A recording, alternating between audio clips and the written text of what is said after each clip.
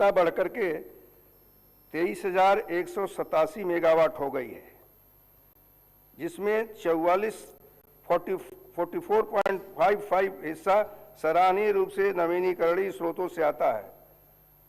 ग्राम पंचायतों तक पहुंचते हुए डिजिटल कनेक्टिविटी का भी विस्तार किया गया है।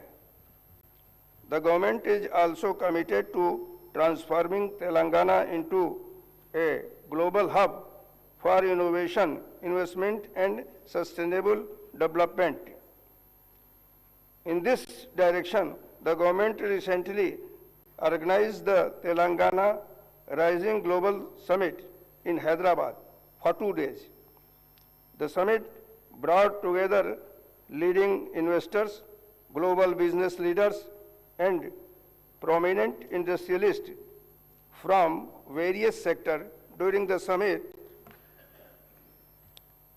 several memorandum the understanding were signed with investors expressing their commitment to invest rupees 5.75 lakh crore.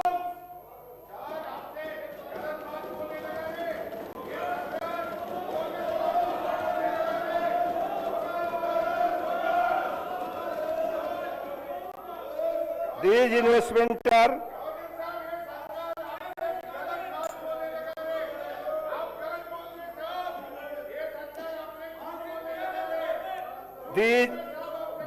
investments are expected to accelerate economic growth, generate large-scale employment opportunity, and strengthen Telangana's position as a leading destination for the global investment. The government has secured a historic achievement with the inauguration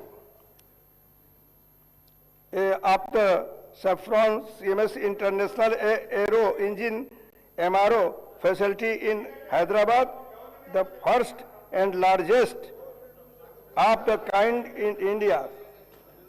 हाल ही में हैदराबाद में 23वें bio Asia 2026 अंतर्राष्ट्रीय सम्मेलन का आयोजन किया गया, जिसमें 1700 करोड़ रुपए के निवेश को आकर्षित किया है। हमारा निर्यात प्रदर्शन उत्कृष्ट है और 1.61 लाख करोड़ रुपए के व्यापारिक निर्यात के साथ हम भारत में 7वें स्थान पर हैं। इसमें एरोस्पेस देश क्षेत्र की प्रमुख भूमिका है, जो हमारे कुल निर्यात का लगभग 30% हिस्सा है। मुझे यह बताते हुए अपार हर्ष हो रहा है कि भारत सरकार द्वारा किए गए ईज ऑफ डूइंग बिजनेस मूल्यांकन में तेलंगाना को शीर्ष उपलब्धि हासिल करने के रूप में मान्यता दी गई है। सरकार Telangana overseas man power company limited के माध्यम से राज्य के युवाओं के लिए सुरक्षित और नैतिक विदेशी रोजगार को बढ़ावा देती है। इस एजेंसी ने स्वास्थ्य सेवा, आतिथ्य निर्माण और लॉजिस्टिक जैसे क्षेत्रों में यूएई, जर्मनी, जापान, यूके और कनाडा सहित 16 से अधिक देशों से 13,930 से अधिक उम्मीदवारों को सफलतापूर्वक नियुक्त किया है। साथ ही यह एजेंसी उम्मीदवारों को अंतर्राष्ट्रीय रोजगार के लिए तैयार करने हेतु विदेशी भाषा प्रशिक्षण, कौशल विकास, वीजा मार्गदर्शन और प्रस्थान पूर्व उन्मुखीकरण प्रशिक्षण, प्री डिपार्चर ऑपरेशनल ट्रेनिंग भी प्रदान करती है। सेवा क्षेत्र राज्य का प्रमुख स्तंभ बना हुआ है, जो राज्य के सकल मूल्य वर्धित में 68.6% का योगदान देता है और 13.5% की दर से बढ़ रहा है। हैदराबाद ने एक वैश्विक तकनीकी केंद्र के रूप में अपनी स्थिति को और मजबूत किया है, जहां भारत के लगभग 20% ग्लोबल कैपेबिलिटी सेंटर स्थित है। तेलंगाना वैश्विक निवेश के लिए पसंदीदा केंद्र बना हुआ है। विश्व आर्थिक मंच और अन्य देशों में गए हमारे प्रतिनिधिमंडल ने निवेश हासिल किया है, जिससे रोजगार के महत्वपूर्ण अवसर पैदा होंगे। हमारा आईटी निर्यात 3.13 लाख करोड़ रुपए तक पहुंच गया है, जो 9.39 लाख से अधिक नौकरियों को आधार प्रदान कर रहा है। अर्थव्यवस्था को और गति देने के लिए हमने तेलंगाना पर्यटन नीति 2025-2030 शुरू की है, जिसका लक्ष्य 15,000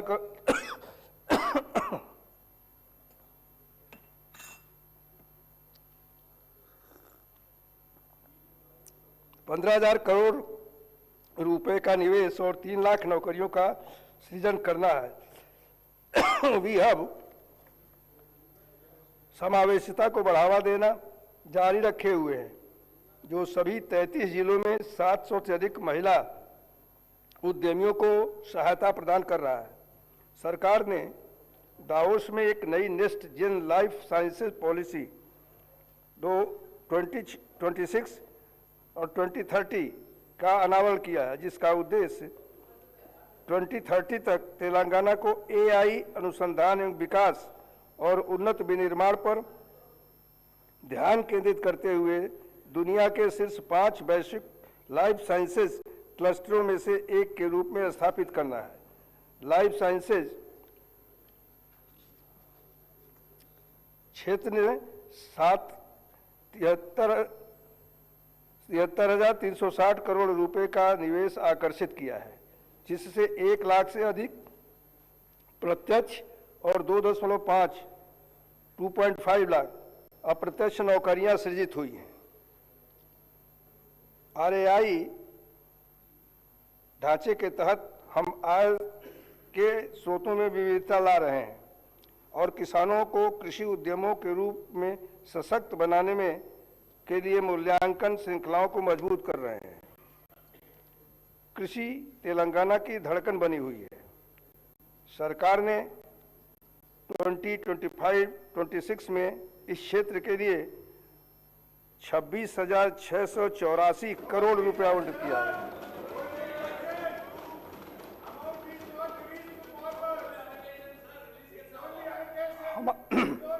हमारा खाद्यान्न उत्पादन रिकॉर्ड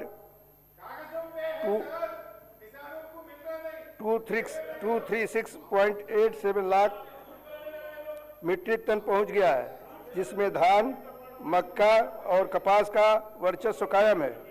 इसके अतिरिक्त पशुपालन और मत्स्य पालन में भी स्वस्थ वृद्धि देखी गई है, जो राज्य की अर्थव्यवस्था में 1.11 लाख करोड़ रुपए का योगदान कर रहे हैं। किसानों के प्रति अपनी प्रतिबद्धता को प्रदर्शित करते हुए वानकलम 2025